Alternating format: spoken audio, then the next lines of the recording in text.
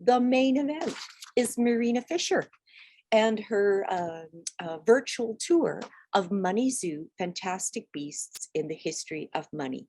We're thrilled to have Marina here. We're thrilled to have her part of the Nickle team. Marina has worked for libraries and cultural resources at the University of Calgary for many years in a whole variety of different positions. Most recently, and let's say it permanently, as a collection specialist for numismatics with Nickle Galleries. Marina holds an MA in Ancient History with a specialization in art history from the University of Calgary, and her research focuses on ancient Greek and Roman coinage. I think, and she can confirm this, that her first introduction to the Nickle's collection of numismatics was as a student working with Geraldine Chimeri Russell back in the old Nickle. Today, she oversees a collection of approximately 23,000 objects spanning the beginning of coinage in the 7th century to the modern period, including ancient Greek, Roman, Byzantine, medieval, Islamic, and modern currencies. She regularly teaches courses for Cont Ed and offers guest lectures on topics related to the collection. Her most recent presentation was for the Calgary Public Library on Yapstone and Bitcoin currency. Amazing. It's a pleasure to welcome Marina Fischer here for an introduction to her exhibition, Money Zoo, Fantastic Beasts in the History of Money, an exhibition that is currently on view at the Nickle and will continue to at least May the 27th later this spring. All right. Well, thank you, everybody. And yeah, actually, the first year of university for me was 1996. This is when I started my undergrad. And then I started working in the library in the following year. And I've been here since in various roles. And I absolutely love it. I mean, the first semester I arrived at campus, I said to myself, I'm never, ever leaving this place. I absolutely love it. So yeah, here I am. And I worked with Geraldine Chimeri Russell for many years. I was her student and volunteer and colleague. And that was truly a great pleasure. And yes, I am here to stay permanently. So this is a really daunting task that I have today, because I want to tell you everything, or let's just say the most important things about this exhibition. And I'm really excited about it and really proud of it. We wanted to make it fun. It was in planning before COVID, but especially after COVID, I really just wanted to make it fun and do something. And hopefully as well, we'll have kids come from schools and just really work with different programming with the exhibition. So as Michelle mentioned, the exhibition is currently until May 27th. However, as far as I understand, we actually been granted the extension until August 5th. So, you know, it's still in the works. So it's happening. I worked on this exhibition with Carolyn Wilkes from Mount Royal University. We brainstormed together and we were talking about classes that she was teaching at Mount Royal, and she teaches about animals in the ancient and medieval literature. And we just came up with that and we had to run it. It was a really great idea. But when we started, I really did not know if we had enough material for an exhibition. And I was initially a little bit worried about it. But when I started pulling out the material, like it was overwhelming. And even with over 200 objects, probably 220 or something like that, there is still a lot that is not on display. So the collection just keeps giving. The text here on the screen is the statement for the exhibition. So the significance of animals in the ancient modern world is evident on our money. The exhibition explores the intricate relationship and the sacred connection between humans and animals. Natural creatures are timeless and thus provide enduring and meaningful continuum, at least until recently. Money Zoo highlights the examples of animals portrayed in our past and present currencies, plus the historical use of animals as money. The exhibition aims to raise awareness of our complex bond and dependence on these fantastic creatures and their place in the modern world. So here you can see the shot, and I have to thank Brittany Demone. I think she's here. I think I saw her, for her absolutely amazing photography. And I spent hours choosing photographs because they're all absolutely incredible. So thank you, Brittany, so much. So here is the entrance shot, and here is the shot again, like standing in that entrance. So you can see almost all of the exhibition and all of the cases. There's one case this way and another case this way that are not showing, but this is generally how it looks like. In one of the past exhibitions that was curated here at the Nickle had black walls, and I saw those black walls and I absolutely fell in love with them.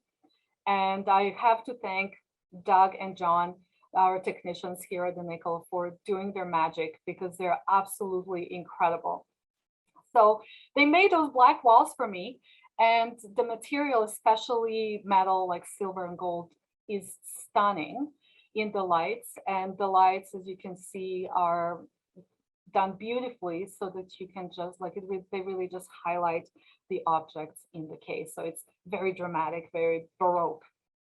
But when I started thinking about animals, regardless of whether it's money or art or sculpture or like painting or anything like that, I always go to the very beginning, because that's something that I'm just intuitively trained to do.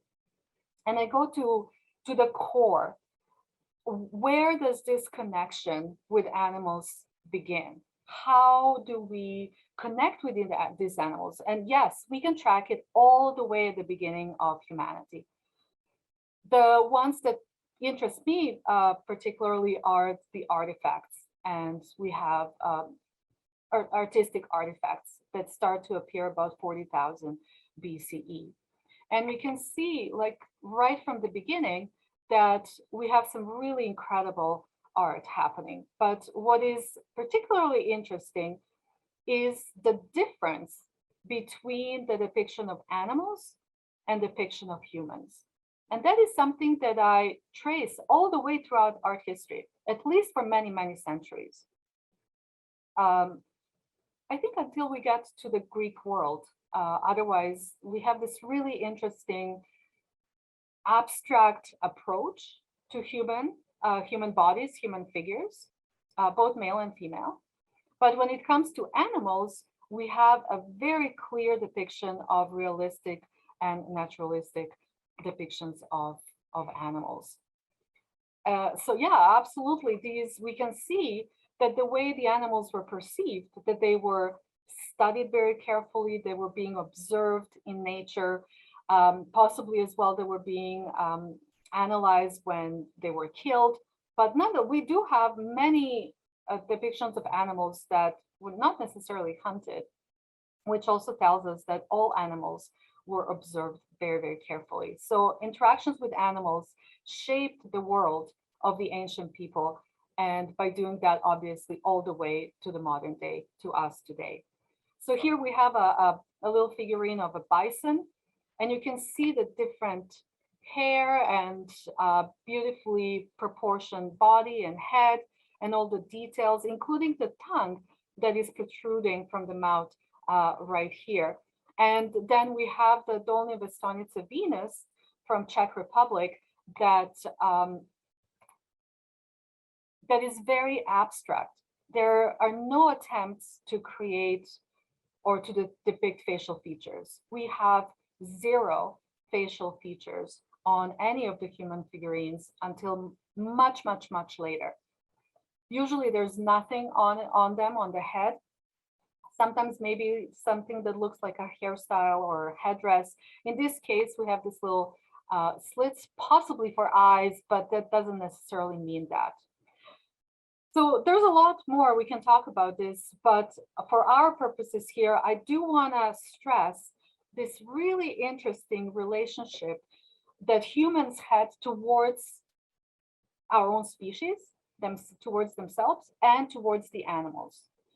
So here, I really had to show you, to really prove my point, this beautiful neighing horse from France. It's absolutely tiny, but it is carved with such precision and emotional connection to the animal, because it looks like it's a dying horse. And this horse is in pain and neighing and essentially having his last or its last breath. But then again, on the right side, we have, these are the engravings of human faces from the caves, from the prehistoric caves. And we do know, when we look at the depictions of animals, that the skill was there. It wasn't about the skill. The skill was absolutely there. The ability was there. The knowledge was there. But there was no interest to apply the same things to human figures as what they were doing with the animals. Which brings me to really think about, why was that happening throughout all of these different early civilizations? And why do we have this really specific relationship with animals and the way we see them and the way we depict them?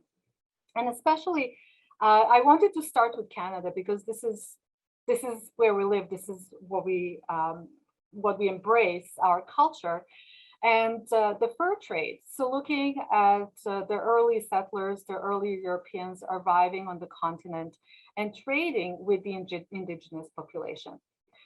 George Colpitts gave an incredible talk about the fur trade and beaver money and beaver pelts and made beaver and all of that. So I'm not going to go deep into this, and you can find his talk at on YouTube, the Nickle website, so Nickle Gallery's YouTube channel, if you would like to revisit that. But these are really incredible artifacts, and almost absolutely everything on display is from the Nickle, except a few very generous loans that we received. The white Arctic fox is my absolute favorite. It is so beautiful, and I have to thank Carolyn for loaning this, because these tokens are specifically for the Arctic white fox, and then the other ones are for the beaver, which is displayed. So there's another little silver token that George talked about, and here's another shot, and here's the beaver pelt, or the made beaver, that has the connection to the other tokens. I just recently acquired this beaver pelt, and I was extremely excited. It was from the auction at in the States, and it was a very specific auction of the artifacts or the collection that belonged to Charles Opitz. And for those of you that don't know, Charles Opitz is a legend in pre-coinage currencies. He wrote numerous books about it. He studied them. He is really the authority for the pre-coinage currencies. And this beaver pelt belonged to Charles Opitz's collection. So when we talk about the furs, and I then wanted to continue very briefly about the Canadian animals, which are really dominant on Canadian money. We see that from the very beginning. We have some tokens here, and some, I just want to mention, obviously I cannot go into every single artifact that is displayed. So for some, I'm going to do more general overview, and for others, I will focus a little bit with more detail. But here on the left side, we have some early tokens with mostly beavers and some fish, which are really incredible. And the current coins that we use, the Looney Tooney quarter and the 5 cents. And this case in the back that you can see is a special set. It's a commemorative set that was issued for Canada 100th birthday. It was designed by Canadian artist Alex Colville, and it is absolutely stunning.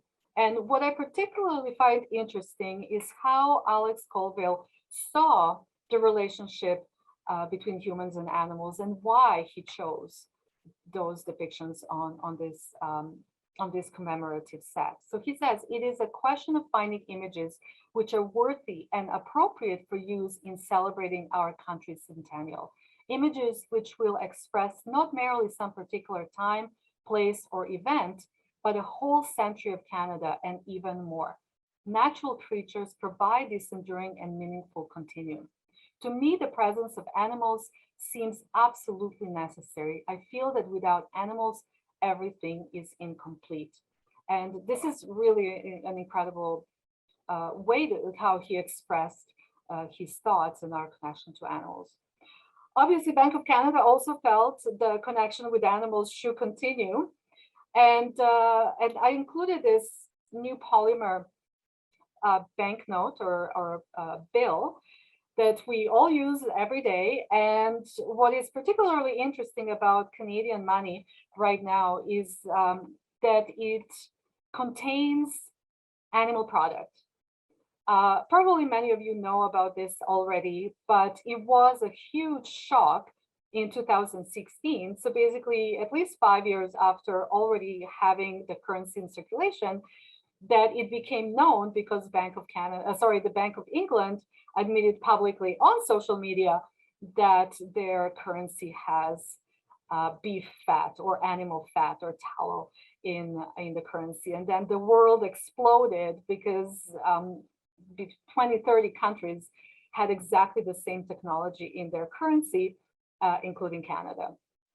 So everybody says it's a minuscule amount, or the way to quote them is that literally minute amount of tallow. However, it is, and obviously it upset a lot of animal activists and vegans and vegetarians and people who observe different religious practices in their faith. So it was quite a shock and took many years for people to sort of get over it. And we may forget about it, but I wanted to bring that up and remind everyone that our Canadian money actually continues to have animal products in them. Moving on to birds, because we have so many artifacts when it comes to birds, and not just for our collection here, but when we look at money wide, far and wide, in different chronology, in different cultures, in different parts of the world, birds are really dominant in currency. We have obviously a lot of depictions of birds, but we also have money that was made out of parts of birds, mostly feathers. And here we have some beautiful pre-coinage currency from Oceania. And here as well, I think these are from Papua New Guinea. And here we have some ostrich eggshells and so on. These are the Indonesian weights that were used to weigh precious metals and goods in trade in the shape of the birds. But so we have some doves here, and right in the front, we have the collection of owls, which I will briefly mention. And then everything here in the back are the eagles. And I find the eagles really interesting. And I also wanted to include this shot. Laura Yalka, who is working with me right now, we were working really hard, and Brittany was taking pictures of us because I always forget to take photos and commemorate these incredible events. So I think we managed to do it at some point this time. And here, this is how the cases look like. All of the photos are pretty much when the cases were open because of the glare, and it just looks much better. But obviously, when you go to the exhibition, there is the cover.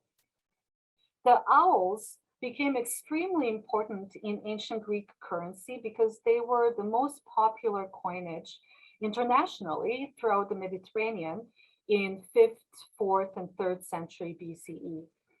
The owl is depicted on the coinage because it is the bird or a symbol of goddess Athena, who was the protector of the city of Athens.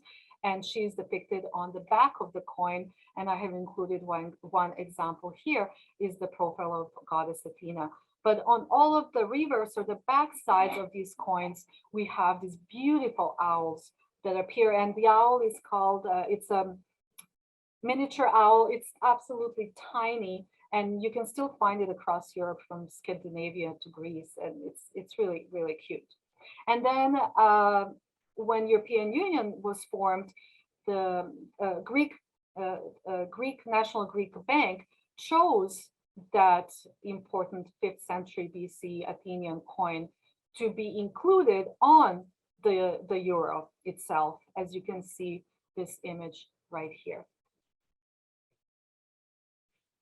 I have a shot here of eagle currency. This one is particularly important because it was minted in ancient city of Tyre that doesn't exist anymore. It was completely destroyed by Alexander the Great in the 4th century BCE. But the coins that came from the region and for what they were used is particularly important. These coins were made out of pure silver, really high quality, and they actually continue to be minted in those territories, Phoenician territories, which is modern day Lebanon. And they were used for the payment of Jewish tax to the Jewish temple in Jerusalem. And it is believed that these coins were also the coins that were given to Judas by the Jewish priesthood, the 30 pieces of silver, and many other instances when they were mentioned in the New Testament. This is the coin with an eagle. Unfortunately, it's not really good quality, but Cleopatra VII, our Cleopatra that we know, Queen Cleopatra of Egypt, who was involved with politically and romantically with Caesar and Mark Antony.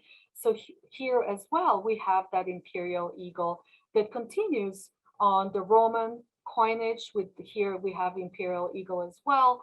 And this is a later example with the German imperial eagle. And here we have Napoleon with his eagle. But I wanted to bring this up because there are a lot of eagles, and eagles are really, really important to the modern day. So why? Because we are not really exposed to animals that much in our modern world, but the ancient people were, and eagle was specifically linked to the biggest boss in the pantheon, to God of heaven and God of sky and the whole universe, Zeus, in the ancient Greek world, and then it continues in other mythologies as well. So it is the most powerful and majestic creature, and very, very dangerous. They are known to attack humans. I didn't want to include any of those photos, but there are photos when they're literally trying to pick up human beings that are hiking, and they could almost do it. It's absolutely incredible. And you can see those talons right here, extremely dangerous. Once they grab hold of something, they never let go. And we do have a lot of images, especially on ancient Greek coins, where we see eagles grabbing onto the animals, snakes, rabbits, and others. Some really interesting examples of eagles are really, really old. They go all the way to the beginning. So this is one of the ancient Greek colonies where we have this beautiful eagle. But I do want to just briefly mention this one with an eagle, and this coin is very, very tiny. But I hope you can see it. It's an eagle with almost like opening its wings.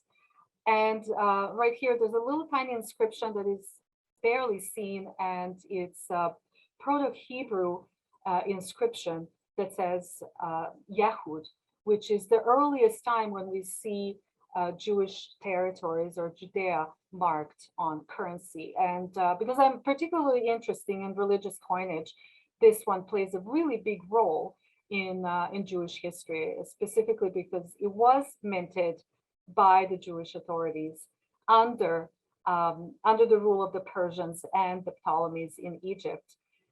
And it essentially goes against the second commandment, where it says no graven images. And here we have this majestic eagle as well, a really tiny coin. Here you can see the Roman example and the German example. And then I thought it was quite timely, unfortunately, to also look at the imagery of these animals, of these incredible birds. Um, the bronze coin or medal actually on the left is Napoleon, and the one you can see is Russia. So, and again, many modern countries use the double eagle especially, which goes all the way back to the Roman Empire. And it essentially really communicates the imperial attitudes towards their history. And again, as I was planning to talk about it anyway, but it is unfortunately very, very timely. So for me personally, when I'm looking at iconography, when I'm looking at symbolism and understand that symbolism, you can actually know a lot more about history and about the future than people may think. But when my daughter asked me if Russia is going to attack Ukraine, and that was quite a few days ago, and I said absolutely, because right there, the symbolism is right there. It's the coat of arms. It tells us everything.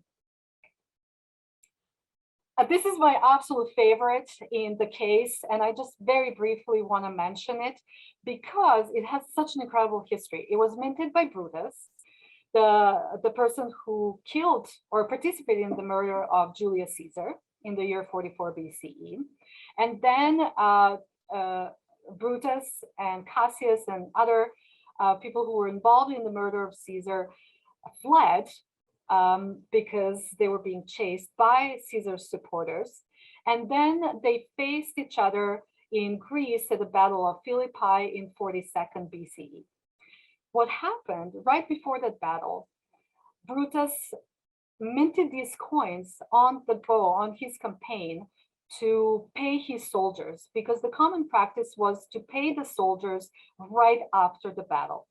But what do you do with this treasure, essentially, before the battle and during the battle? So the very common practice was for the generals to bury the coins, to bury the money for the payment of the soldiers. And then hopefully when they were successful, they would unearth the treasure and pay the soldiers.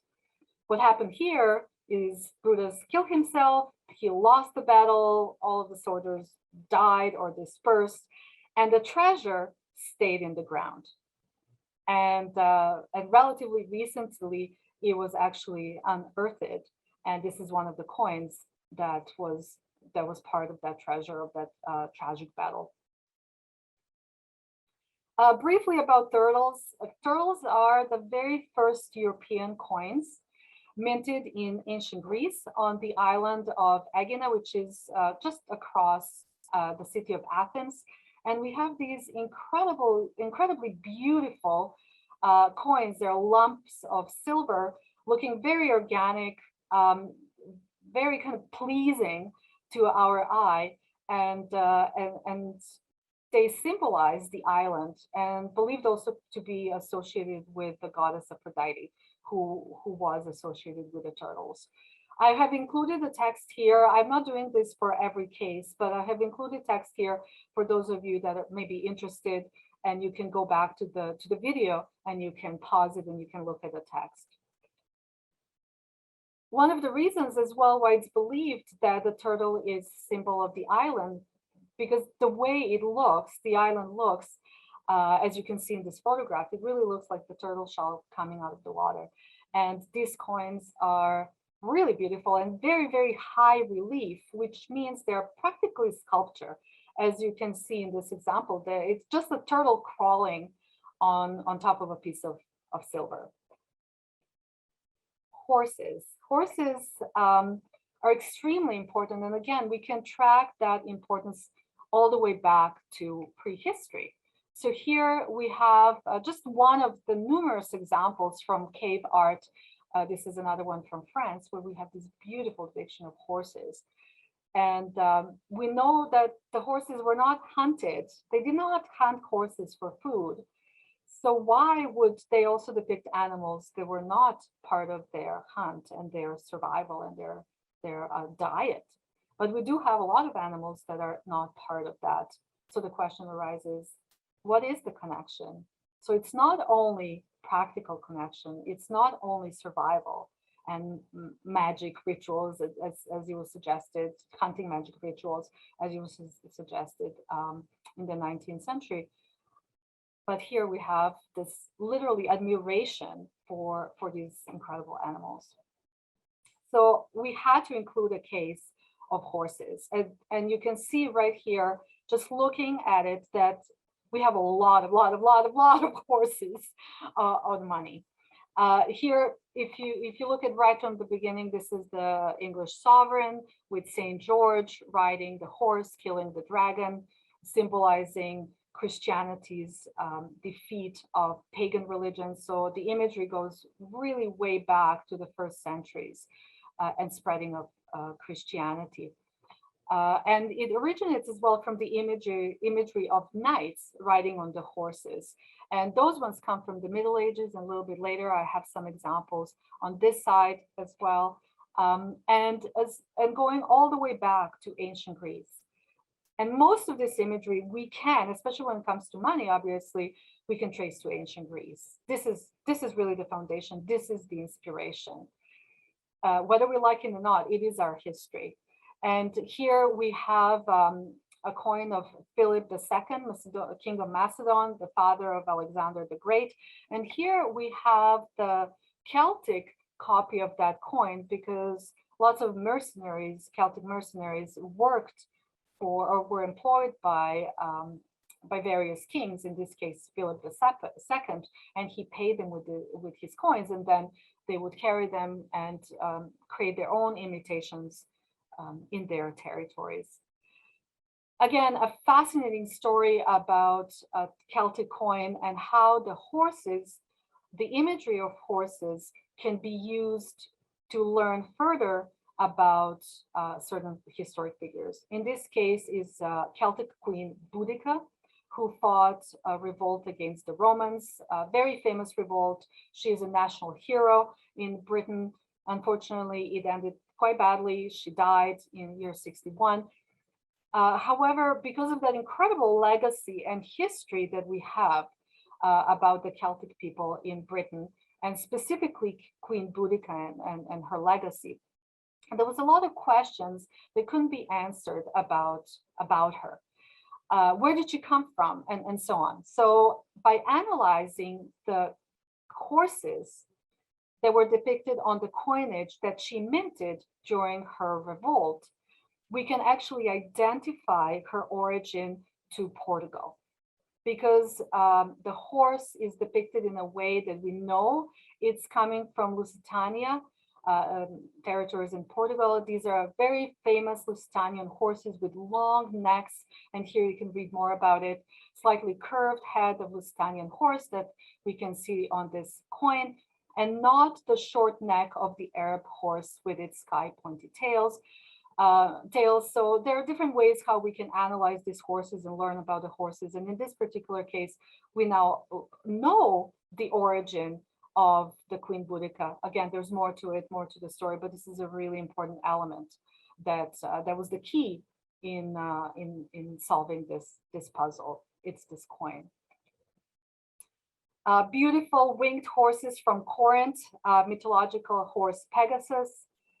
And I also wanted to include this to see how art influences money. So here we have definitely ancient art influences ancient Greek coins, and then ancient Greek coins as well influencing many other things throughout history. But here we get to the 20th century, where we have a very famous sculpture that was donated by Croatia to the United Nations. It still stands in New York, and it's the Herald of Peace. It's a female rider on the sculpture, and that exact sculpture is then portrayed on the $100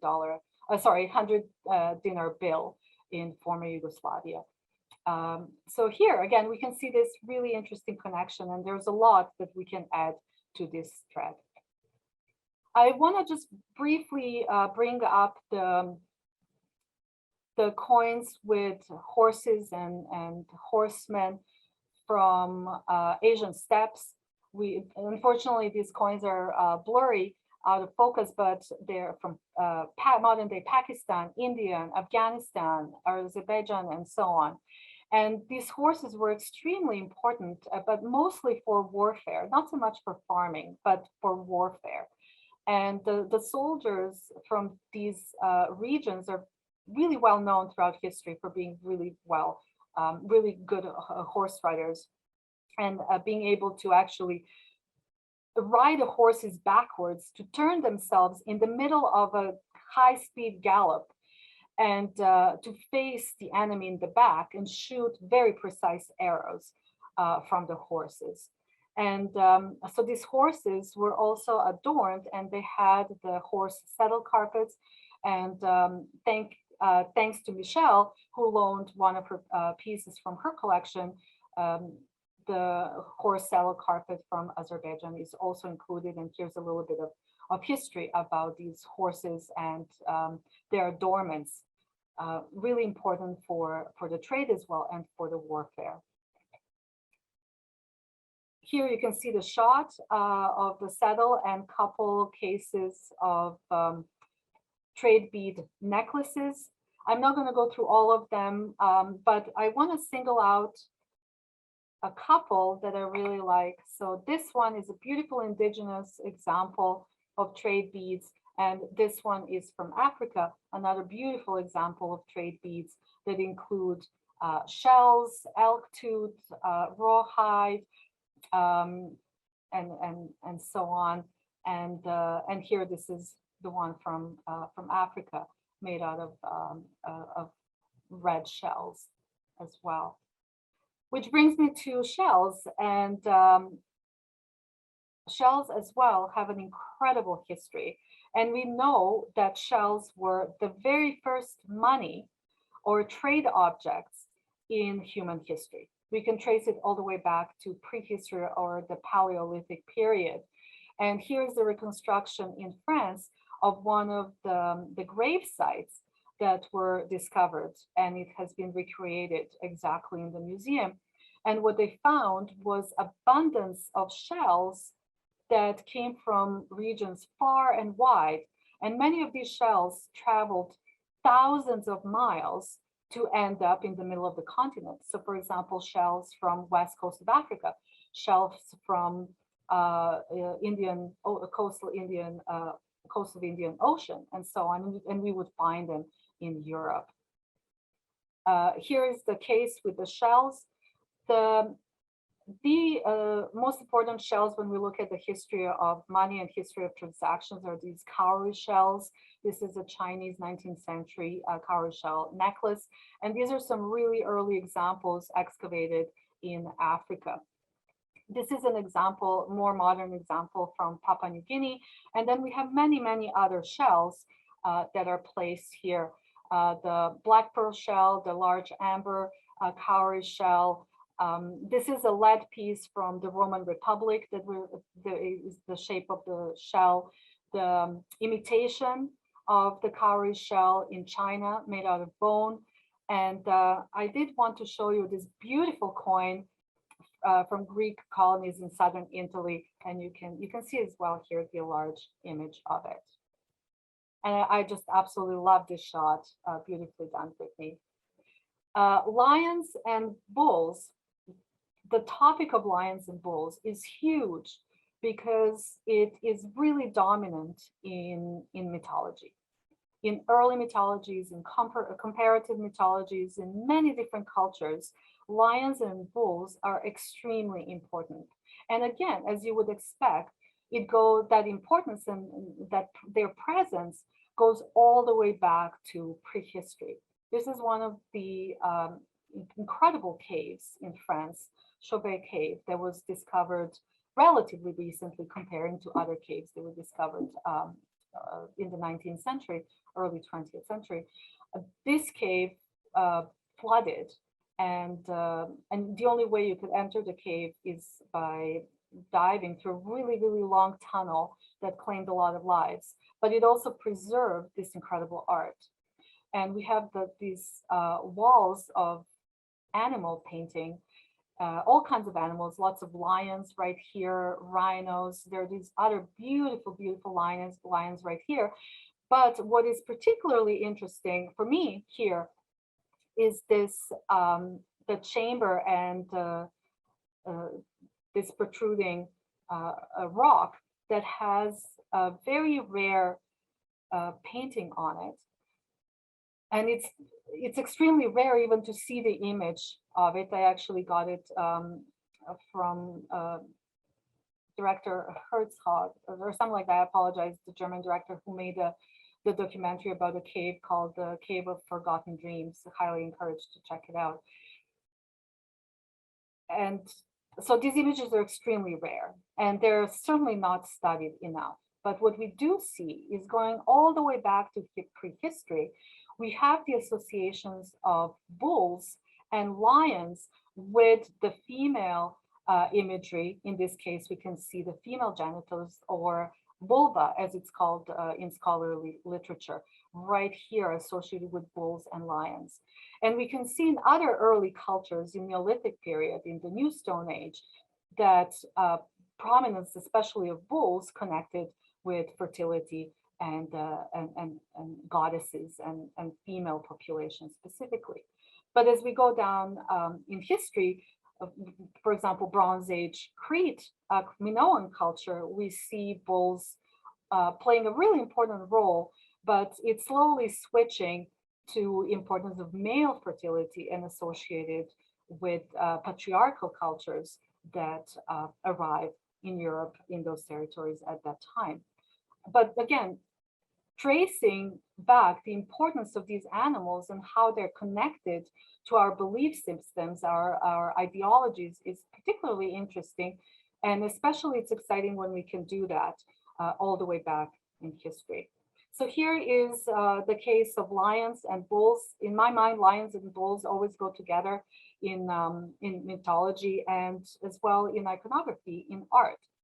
And the very first coins that we have, the very first coins ever minted, depict a lion. So this is the one right here, the profile of a lion. And this little piece right here, it's a piece of denomination connected to this currency. And it's a tiny little paw of a lion. And the coin is 3 millimeters diameter and 0.12 grams. So it is absolutely tiny. And we have it here in the collection. So you can see them in the center of the case due to their importance. On this side of the case, we have different depictions of bulls. And on this side of the case, we have depictions of lions. I also want to include the example where we have ancient coins appearing on modern money. In this case, we have a modern 1941 Greek bill. And we have the actual coin that was depicted on that bill. But what is particularly interesting to me is the iconography of the violence and attacks between lions and bulls, or essentially lions attacking bulls, which was really widespread in Near East. And we still have a lot of art that survives from this region and from that period that depicts this incredible imagery.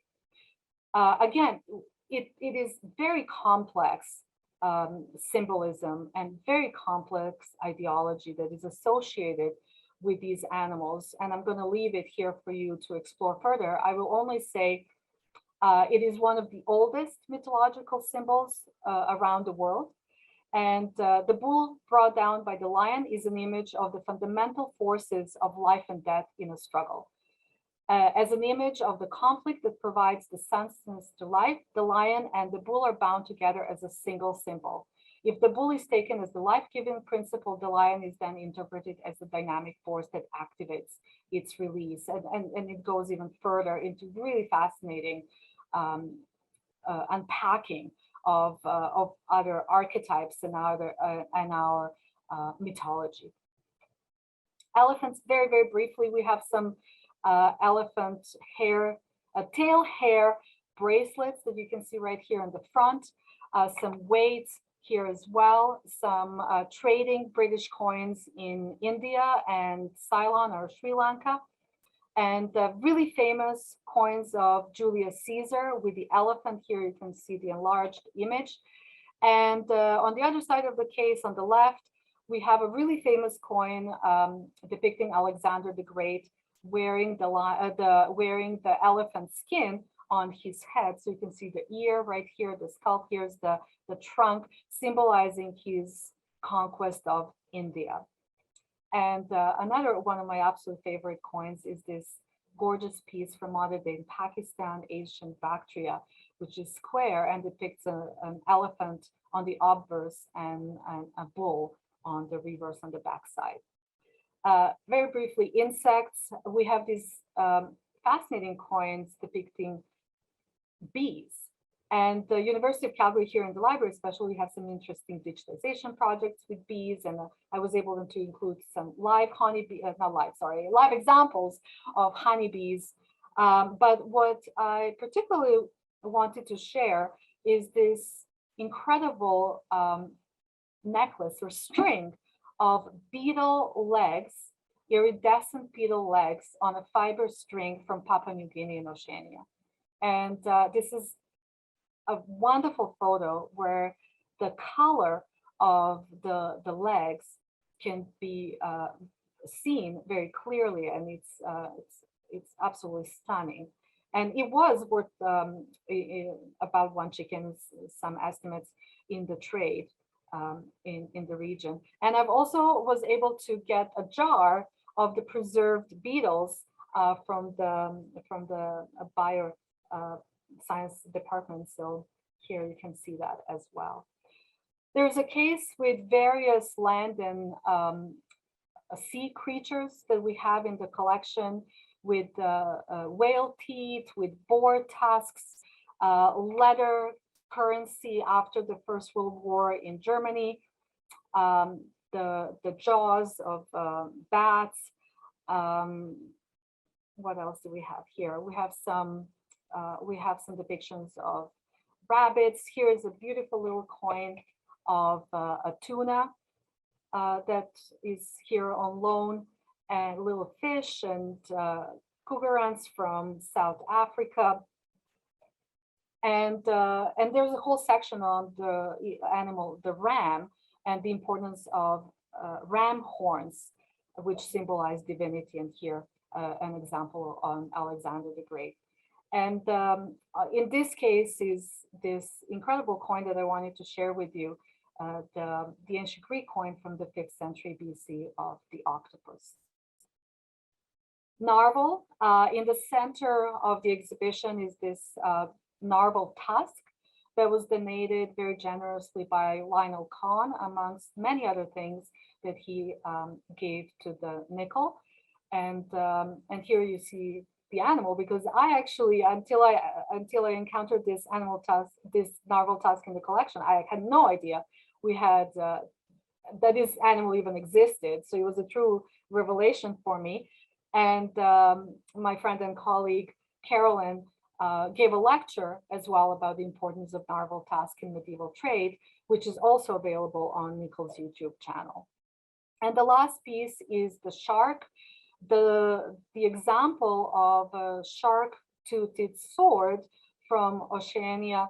And here we also have the shark jaws that are on display. And this is a silky shark from the region. And here you can see the close-up of the teeth. They're attached to this, to the wooden rod.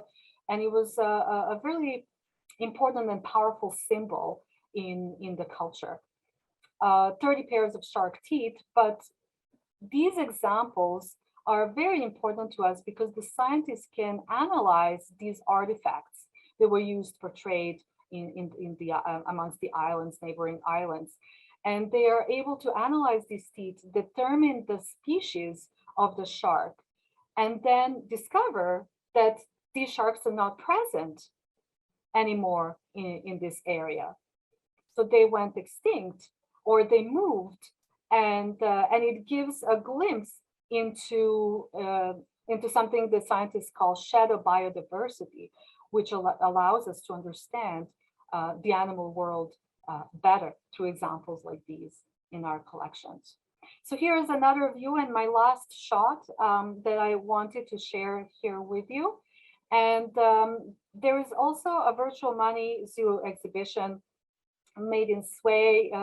We're still sort of working on it, updating it a little bit, but it's available. You can also, let's see if this is going to open for me. Actually, I really should not have clicked on this. My computer is not happy with me today, but maybe it will work. So you can go to the site. You can open it here. Marina, why don't you Yes. copy the live link and put it in the chat? Excellent. Thank you so much, Michelle, for that reminder. I'm going to, And thank you so much for a wonderful introduction to your exhibition. It is a beautiful exhibition, and I invite everybody to come and visit and meet with Marina sorry, guys. and see it.